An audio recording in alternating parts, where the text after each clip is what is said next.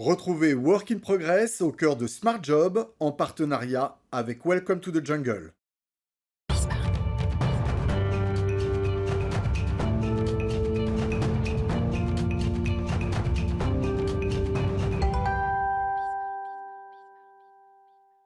Working Progress avec Jérémy Cléda, comme chaque vendredi. Jérémy Cléda, le fondateur de Welcome to the Jungle. Ravi de vous accueillir. On est ensemble hier. On parle d'un sujet, alors c'est intéressant parce que c'est un psychiatre, un pédopsychiatre qui avait, je dirais, vulgarisé ce mot de résilience. Aujourd'hui, il bascule dans le monde de l'entreprise et on en parle aujourd'hui avec vos invités parce que ça touche l'être humain, la résilience, c'est les souffrances face auxquelles on va essayer de résister. Mais l'entreprise est un peu comme un corps humain qui doit résister finalement et se défendre de ces attaques en quelque sorte. Oui, exactement. Et puis c'est jamais facile quand on s'approprie un mot qui était avant dans l'univers plus personnel, qu'on l'applique aux professionnels. On ne sait jamais trop ce que ça veut dire, on ne sait jamais trop comment l'appliquer. Surtout que la résilience, c'est bien sûr, c'est la capacité à encaisser, notamment la crise en cours, mais c'est surtout la notion de progresser derrière et d'en tirer des profits. On imagine que pour l'entreprise, c'est absolument nécessaire. On va en discuter avec Arnaud Marion, qui est avec nous, qui est le fondateur de l'Institut des hautes études en gestion de crise. On imagine que ce sujet, c'est le sujet de l'année, donc ça tombe extrêmement bien. Pour vous, justement, ce thème de résilience qui apparaît beaucoup depuis quelques mois, qu'est-ce que ça veut dire quand il est appliqué à l'entreprise ?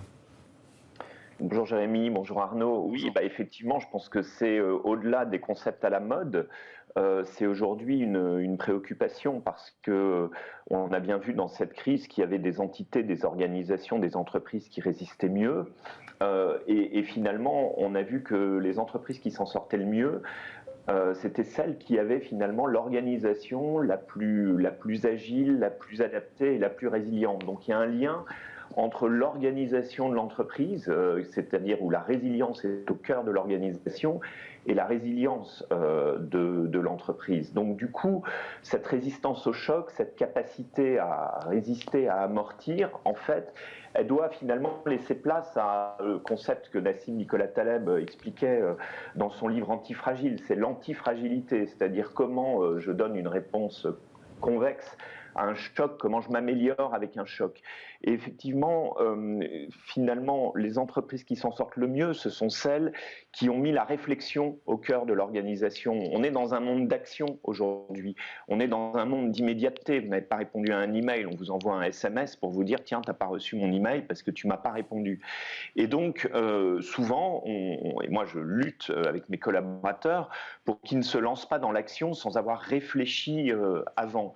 Donc, je pense que les organisations qui s'en sortent le mieux, les entreprises qui s'en sortent le mieux, ce sont celles qui laissent la place à la singularité. En fait, la singularité, c'est le contraire de pluriel, donc on est dans l'unicité, et c'est ce qui permet d'avoir des organisations qui vont être beaucoup plus agiles et apprenantes. L'organisation apprenante, c'est l'organisation qui bouge, qui est en mouvement, qui est capable de tester, qui est capable d'analyser, de se remettre en question, et puis de déployer par la suite. C'est cette notion, et qui est très très chère aux nouvelles générations qui sont en train d'arriver, de contribution au collectif en fait. Donc beaucoup de nouvelles générations, en tout cas Arnaud, la fin des une question. se reconnaissent là-dedans. Arnaud, justement une question là-dessus, parce que beaucoup de gens sur ce sujet-là nous demandent d'être pragmatiques, d'être en phase avec ce qui est demandé. Je crois qu'on vous a perdu. Vous êtes sûrement revenu. Et certains disent en fait ce sujet d'être dans la réflexion, de prendre le temps, d'être dans la résilience, en fait ça s'applique à une poignée d'entreprises qui ont un peu ce luxe-là. Pour les gens qui sont dans une crise absolue, en fait la réflexion c'est plutôt de voir s'ils sont là le lendemain. À court terme. Comment on peut appliquer ça on parlait des restaurateurs sur le plateau, on parlait des libraires sur le plateau aussi récemment. Comment on peut appliquer ça à des gens pour qui en fait demain c'est loin quoi, pour reprendre à titre de Hayam. Et vous savez, toutes ces notions-là, moi je les ai découvertes et mises en application dans la gestion des crises, et j'ai vraiment géré des crises vraiment terribles où on n'était pas sûr 15 jours après d'être encore vivant. Donc au contraire, c'est là où c'est le moment. Je vous rappelle, crise, c'est deux idéogrammes chinois, Weiji, danger, opportunité.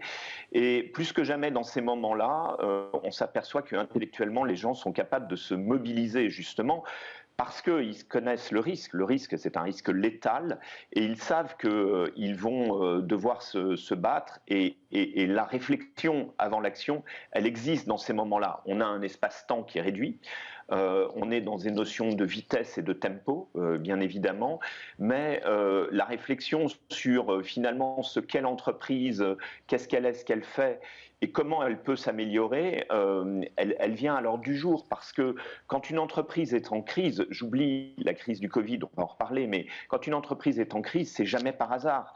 C'est-à-dire que le conjoncturel est venu accélérer un phénomène structurel. Justement là-dessus.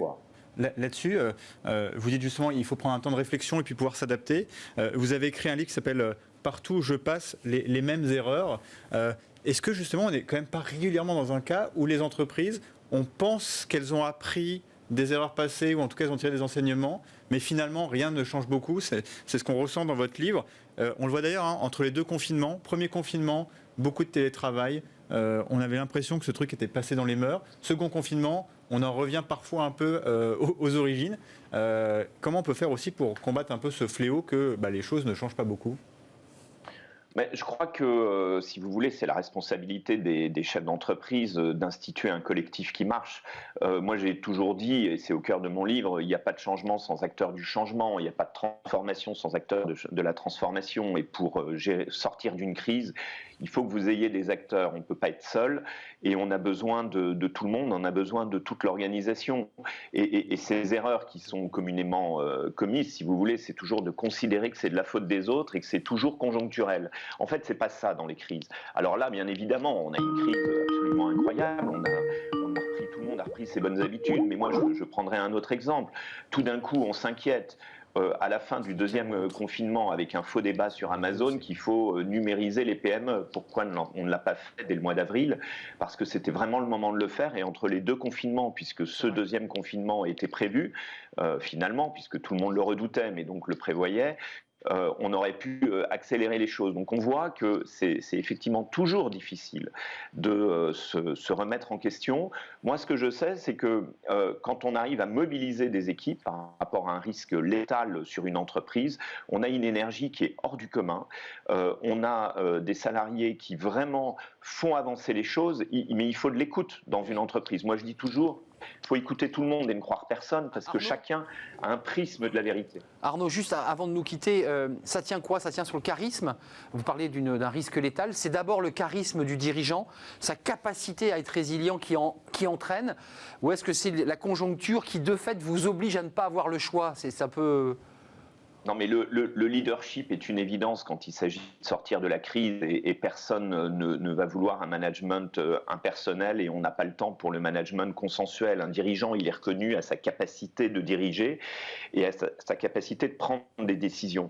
Mais également, pour qu'une entreprise, pour qu'une organisation devienne agile, apprenante, résiliente, il faut apprendre à se fixer des objectifs dans un temps court, avec un horizon qui est visible et appréhendable. Vous voyez, une sorte de proposition minimale de valeur où tout le monde va se reconnaître et tout le monde va pouvoir comprendre l'impact qu'il a sur l'organisation. Et vous donnez à un top 20, top 30, top 50 ou même à un top 5 dans une petite entreprise, chacun se rend propriétaire d'actions, ça vous donne autant de leviers. Si chacun prend 5 actions, ça vous donne autant de leviers pour aider l'entreprise à s'en sortir. Merci. C'est ça la clé. Merci Arnaud. Arnaud Marion, le fondateur de l'IHEGC. Partout où je passe, les mêmes erreurs.